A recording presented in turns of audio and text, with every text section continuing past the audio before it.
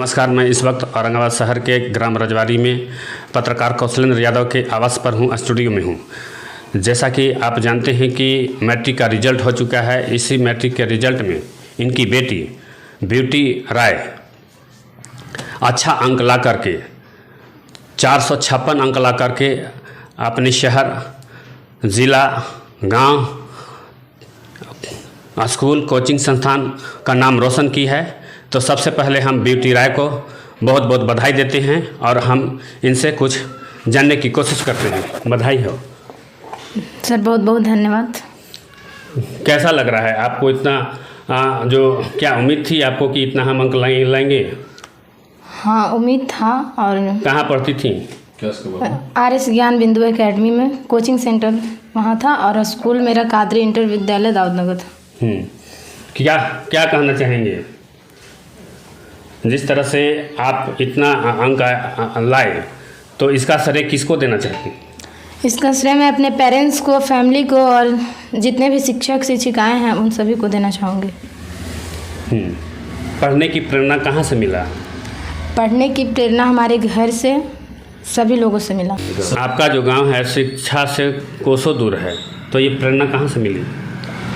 हाँ, दरअसल हमारे गांव जो है वह शिक्षा से बहुत दूर है, परंतु हमारे पूर्वज शुरुआत से ही शिक्षा के माध्यम मतलब शिक्षा के क्षेत्र में काफ़ी आगे रहे हैं। और हमारा प्रेरणा स्रोत हमारे घर के सारे परिवार, माता पिता, भाई बहन, शिक्षा के माहौल उनका काफ़ी अच्छा था, उनसे ही हमको प्रेरणा मिला।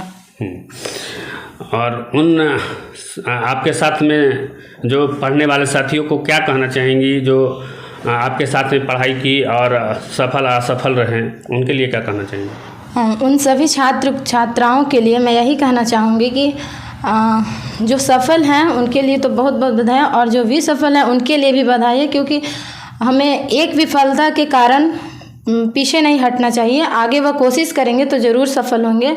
और उनके लिए मैं ये 2 लाइन कहना चाहती हूँ कि आँखों में अरमान लिया, मंजिल को अपना ठान लिया, तो मुश्किल क्या आसान क्या, जब ठान लिया तो ठान लिया, जब ठान लिया तो ठान लिया। क्या बनना चाहेंगे? मैं अपने फ्यूचर, अपने लक्ष्य को यही रखी हूँ कि मैं एक अच्छा पोस्ट पर इंजीनियर बनना चाहती हूँ। इंजीनियर बनना चाहेंगे जी। पढ़ाई के मामले में आपके घर से कैसा सहयोग रहा? पढ़ाई के मामले में हमारे घर से बहुत ही अच्छा सहयोग रहा। हमारे माता पिता, भाई बहन सभी लोग हमको गाइड करते थे, और हमारे घर में ये कोई भेदभाव नहीं रहता है कि बेटा अच्छा जगह जाए और बेटियां यहीं रह जाए। जिसको जिस क्षेत्र में रुचि है, जहाँ भी मतलब उसको लगे कि अच्छा क्षेत्र है वहाँ, तो वहाँ जाकर रहने पर हम अपने लक्ष्य को पा सकते हैं। तो ये फ्री फैसिलिटी हम लोगों को दी जाती है अपने पेरेंट्स के द्वारा। क्या कहना चाहेंगे अपने पेरेंट्स को? मैं अपने पेरेंट्स को बहुत बहुत धन्यवाद देना चाहती हूँ कि जिस तरह हमें बचपन से लेकर अभी तक इंग्लिश मीडियम के माध्यम से ही एक अच्छे स्कूलों में पढ़ाया है। आगे भी वह ऐसा ही कॉलेज ढूंढे जहां हम लोग अपने लक्ष्य को प्राप्त करने में सफल रहें। चलिए, धन्यवाद। अब हम बात करेंगे, पत्रकार कौशलेंद्र यादव हैं हमारे साथ में, और इनकी बच्ची जो आज सफलता हासिल की हैं पहले नंबर, हम इनको बहुत बहुत बधाई देते हैं। आपको भी बहुत बहुत धन्यवाद आनंद जी, जो आपने हम लोगों से राय जानने का प्रयास किया। और आपके साथ साथ और हमारी बेटी के साथ साथ जो भी हमारे जिला, राज्य और देश के बेटियां अच्छे रिजल्ट लाई हैं, उन्हें भी ढेर सारी शुभकामनाएं। और जो छात्र असफल हुए हैं उनके लिए भी ढेर सारी शुभकामनाएं कि वो कड़ी मेहनत करें और हम लोगों की बेटी से भी अच्छा रिजल्ट लाएं। आजकल के दौर में आज बहुत सारे छात्र छात्राएं रील्स बनाने में ज़्यादा समय बिताते हैं, तो उनके लिए क्या कहना चाहेंगे? देखिए, जैसा कि आपने सवाल किया कि आज के दौर में छात्र छात्राएं पढ़ने के समय में रील्स बनाने में समय व्यर्थ को बिताते हैं, ये बात सत्य है। हम लोग भी देखते हैं, अब डिजिटल का ज़माना है, मोबाइल पे कि लोग 16 साल का लड़का, 16 साल, 18 साल, 20 साल की लड़कियां जिनको कॉलेज में होना चाहिए, जिनको कोचिंग संस्थान में होना चाहिए, और लोग रील्स बनाने में बिजी रहते हैं। उनके लिए मेरा यही संदेश है कि अगर उस समय के अनुसार कार्य नहीं करेंगे, समय को नहीं पहचानेंगे कि हाँ हमें समय पढ़ाई लिखाई करने का है, तो हम रील्स बनाने में बिजी हैं, तो भविष्य में उनको पछताप ही पछताप होगा। जैसा कि किसी विद्वान ने कहा है कि अगर समय को आप बर्बाद करते हैं तो कल भविष्य में आपको भी समय बर्बाद कर देगा। यानी कहने का मेरा तात्पर्य है कि आज जो छात्र हो या छात्रा हो, पढ़ने का समय है और उस समय को आप व्यर्थ किसी दूसरे काम में बिता रहे हैं तो भविष्य में आपको पछताने के सिवाय और दूसरा कोई विकल्प नहीं है। इसलिए वैसे छात्र हो छात्रा हो, सबसे मेरा नम्र निवेदन होगा कि अगर पेरेंट्स का सहयोग है पढ़ाई लिखाई के मामले में तो आप पढ़ाई लिखाई करें। बाबा साहब ने भी कहा है कि शिक्षा वो शेरनी का दूध है जो पिएगा वही दहाड़ेगा। और शिक्षा सिर्फ नौकरी पाने के लिए ही नहीं बल्कि समाज में किस तरह से रहना है, किस तरह से लोगों को कद्र करना है, किस तरह से नए समाज को निर्माण करना है, किस तरह से जो समाज में भरी त्रुटियां हैं, आज भी जाति को लेकर लोग भेदभाव करते हैं, धर्म को लेकर भेदभाव करते हैं, उसके लिए भी शिक्षा जरूरी है। लेकिन बहुत से गांव देहात में हम लोगों ने भी ग्राउंड रिपोर्टिंग के दौरान सुनने को मिलता है कि बहुत से गार्जियन कहते हैं कि बेटा को हमने बहुत उम्मीद से पढ़ाया कि नौकरी प्राप्त करे, लेकिन नौकरी नहीं प्राप्त किया। तो वैसा नहीं है, शिक्षा नौकरी पाने के लिए जरूरी नहीं है, शिक्षा अच्छा जीवन जीने के लिए भी जरूरी है, अच्छा संस्कार पाने के लिए जरूरी है, माता पिता को नाम रोशन करने के लिए जरूरी। बहुत से मतलब इसके उदाहरण से हैं। तो हम यही चाहेंगे कि जो छात्र छात्रा समय बर्बाद कर रहे हैं, पढ़ाई के समय में कुछ और कार्य में समय बर्बाद कर रहे हैं, वैसा ना करें, नहीं तो बाद में जिस तरह से आज आप समय को बर्बाद कर रहे हैं भविष्य में समय आपको बर्बाद कर देगा और पछताव के अलावे दूसरा कोई विकल्प नहीं रहेगा। दूसरा सवाल है कि जो गार्जियन बेटा बेटी में फ़र्क समझते हैं, बेटा को अलग बेटी को अलग शिक्षा संस्थान में भेजते हैं, वैसे गार्जियन को आपका क्या कहना चाहिए? देखिए, जैसा कि आपका सवाल है कि जो गार्जियन बेटे और बेटी में भेदभाव करते हैं, यही ना आप कहना चाह रहे हैं।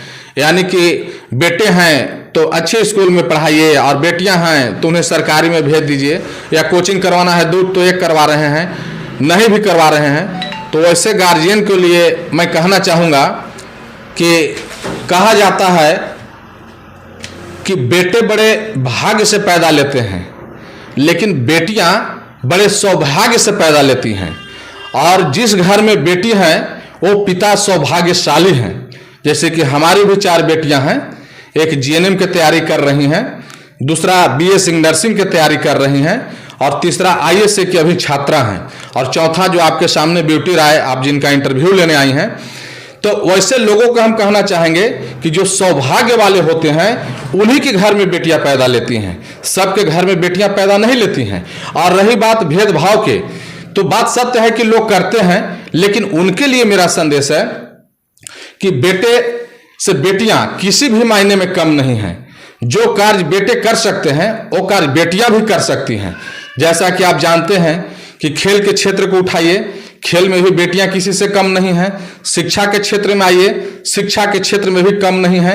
राजनीति के क्षेत्र की अगर बात की जाए तो राजनीति में भी कम नहीं है। ऐसे हर क्षेत्र में बेटियां बेटे से कम नहीं हैं। तो ऐसे अभिभावकों के लिए मेरा यही संदेश है कि भेदभाव नहीं करें, बेटा हो या बेटी हो, सबको सामान्य नजरिए से देखें, सबको समान दें, उनके साथ सौतेला व्यवहार नहीं करें। यही मेरा संदेश है। अगला सवाल है कि आखिर बेटी के लिए आगे भविष्य के लिए पढ़ाई की क्या तैयारी है, क्या उनके लिए क्या मदद है आपकी ओर से? देखिए, आपका सवाल है कि भविष्य में बेटी को पढ़ाई के मामले में आप लोगों का क्या सहयोग रहेगा, यही आप कहना चाह रहे हैं। तो आपको मैं बताना चाहूँगा कि हमारे ब्यूटी के लिए ही नहीं, जो भी हमारी 4 बेटियां हैं या 2 बेटे हैं या हमारी बहू भी हैं, आपको मालूम होगा, और नहीं तो आप उनका मार्कशीट भी देख सकते हैं कि इसी वर्ष उनको मैंने पीजी का एग्जाम दिलवाया है। जबकि आपको सुनने को मिलता होगा कि बहुत से पेरेंट्स कहते हैं कि हम बच्ची को मैरिज कर देंगे तो मेरी बच्ची का भविष्य खराब हो जाएगा, यानी कि मतलब पढ़ाई लिखाई से वंचित हो जाएगी। तो हमने अपना बेटी हो, बेटा हो या बहू को भी मैं अपने घर में बेटी का दर्जा दिया हूं, और वो भी मैरिज होने के बाद इस वर्ष एमए का एग्जाम दी है ना, एमए का ना, एमए का एग्जाम दी है सच्चिदानंद सिन्हा कॉलेज से। आप उसका एडमिट कार्ड भी देख सकते हैं। हमें हवा में पीजी का, क्षमा चाहेंगे, पीजी का एग्जाम दी है। हवा में हमको बात करने का आदत नहीं है। तो मैं चाहे बेटी हो, बेटे हो या बहू हो, सबको एक नजरिए से देखते हैं। आज हमारी बहू भी बेटी की तरह रहती है, वो भी हमारे बेटे हों बेटियां हों, सास व ससुर हो, सबको एक सूत्र में लेकर चलने का काम करती हैं। और शिक्षा बहुत जरूरी है। हम यही कहना चाहेंगे लोगों से कि आज के दौर में एक सवाल आपने ठीक ही किया, बहू के साथ भी बहुत लोग सौतेला व्यवहार करते हैं कि ये बहू है तो इनको नजरअंदाज करके चलो, पढ़ाओ नहीं लिखाओ नहीं, है ना। लेकिन वैसा उनके साथ भी नहीं होना चाहिए। वो भी तो किसी को बेटी है, हमारे भी तो बेटी कल किसी को बहू बनेगी। अगर उनके साथ गलत होगा तो मुझे आत्मा को दुख पहुंचेगा। तो इसलिए आपके घर में बहू भी आती हैं तो उन्हें भी आप सामान्य नजरिए से देखें और उन्हें भी मान सम्मान देने के प्रयास करें। यदि आपके पास क्षमता है तो उन्हें भी पढ़ाएं। और शिक्षा में अगर आप आगे बढ़ते हैं तभी आपका गांव, आपका घर, आपका समाज, आपका राज्य, आपका देश विकास करेगा। और नहीं तो जिस तरह से आज के परिवेश में आप देख रहे हैं कि जात पात के नाम पर लोग वोटिंग कर रहे हैं, लेकिन विकास नहीं हो पा रहा है। लेकिन उसके बावजूद भी जब चुनाव आता है तो जाति और धर्म और दल के नाम पर लोग वोटिंग करते हैं कि मेरा समाज जात का है तो ये जाएगा जीत कर तो फलना को हाथ को मजबूत करेगा। वैसे लोगों से कम शिक्षित रहेंगे तो जाति धर्म ऊपर उठकर और वो वोटिंग करेंगे। तो उससे क्या होगा कि जब अच्छे लोग को हम लोगों ने प्रतिनिधित्व देंगे हाथ में, तो हमारा जिला हो, प्रखंड हो, गांव हो, सब विकास करेगा, हम लोग खुशहाल रहेंगे। और जो जाति को लेकर लोग भेदभाव करते हैं उससे भी हम लोग को मुक्ति मिलेगी। एक सवाल और है कि जो छात्र छात्राएं असफल हो जाते हैं और गलत कदम उठा लेते हैं, बहुत सारा आत्महत्या, बहुत सारे ऐसा घटनाएं कर लेती हैं, तो उसके लिए पत्रकार के नाते आप क्या कहना चाहेंगे, क्या संदेश देना चाहेंगे? देखिए, जैसा कि आपका सवाल है कि जो लोग एग्जाम में असफल हो जाते हैं यानी फेल हो जाते हैं और फेल होने के बाद वो गलत कदम उठाने पे विवश हो जाते हैं, जैसे सुसाइड कर लेना और भी बहुत सारा तरह की हाथ से कुआं में डूब जाना, ट्रेन से कट जाना। तो वैसे लोगों को मेरा यही संदेश है कि जो छात्र ऐसे करते हैं वो छात्र कहलाने के अधिकारी नहीं हैं, वो कायर हैं। उन्हें जमकर मेहनत करना चाहिए और उनको ये सोचना चाहिए कि जितना हमको मेहनत करना चाहिए उतना मेहनत हमने नहीं किया, इसीलिए हमने असफल रहा। और उसके बाद उन्हें ये लक्ष्य लेकर चलना होगा कि हमको रजवाड़ी से रमेश चौक जाना है और हम अगर धर्मशाला पर ही जाकर असफल हो गए या नहीं पहुंच पाए तो उसके लिए फिर दोबारा संघर्ष जारी रखें, तभी वो रमेश चौक तक पहुंच सकते हैं। यानी जो उनका मंजिल है वो तभी पूरा हो सकता है जब वो दोबारा मेहनत करेंगे। और असफल होने की जहां तक बात है तो जितना मेहनत करना चाहिए उसके अनुसार वो मेहनत नहीं किए, तो इसमें गलत कदम उठाने का सवाल ही कहां पैदा होता है। ये तो दोषी आप न हैं कि हमें जितना मेहनत करना चाहिए उतना मेहनत नहीं किया। तो आप जितना मेहनत कीजिएगा उसी के अनुसार ना आपको परिणाम मिलेगा। तो वैसे छात्रों को दोबारा फिर से मेहनत करना चाहिए और ये लक्ष्य लेकर चलना चाहिए कि मैं 100 में 99% अंक लाऊंगा। जैसा कि आप भी जानते हैं कि किसी विद्वान ने कहा है कि अगर चिड़िया के मारना है तो आपको आसमान पर निशाना लगाना होगा, तभी आप चिड़िया तक पहुंच सकते हैं। तैसे छात्रों को चाहिए, उनको अगर सोच है कि हमको अच्छा मार्क्स आए तो ये मानकर वो एग्जाम दें कि हमको 100 में 90% रिजल्ट आना चाहिए, मार्क्स आना चाहिए। और वैसा अगर लक्ष्य लेकर चलते हैं तो निश्चित है कि अगर 99 का उनका लक्ष्य है तो 80% 85% जरूर लाएंगे। तो छात्र को कुछ न कुछ लक्ष्य होना चाहिए और लक्ष्य लेकर चलना चाहिए। जैसा कि अभी आपको ब्यूटी ने बताया कि हम चाहते हैं कि इंजीनियर बनकर और समाज को सेवा करें, तो इसका एक लक्ष्य है कि हमें इंजीनियर बनना है। तब सवाल उठता है कि इंजीनियर बनना है तो हम किस तरह से तैयारी करें कि हम इंजीनियर को पद को हासिल करें या उस मुकाम तक पहुंचें।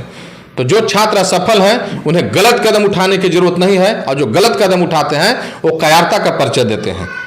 अगर वो चाहते हैं कि सचमुच में हम छात्र कहलाने के हकदार हैं तो जमकर मेहनत करें। ये कोई जरूरी थोड़ी है कि एक ही बार में हम सफल ही हो जाएं, ये एक ही बार में हम अच्छा रिजल्ट लाएं। दोबारा मेहनत कीजिए, तिबारे मेहनत कीजिए। जब आपको मेहनत रहेगा, मेहनत करेंगे तो मेहनत के आगे आप जानते हैं कि भगवान को भी झुकना पड़ा है। और मेहनत आप जब करेंगे तो आपको सफलता चरण चूमेगी। तो हम यही संदेश देना चाहेंगे जो भी छात्र छात्राएं सफल हुए हैं उन सारे लोगों को। चलिए, बहुत बहुत धन्यवाद। ऐसे खबरों के लिए बने रहें हमारे चैनल पर। धन्यवाद।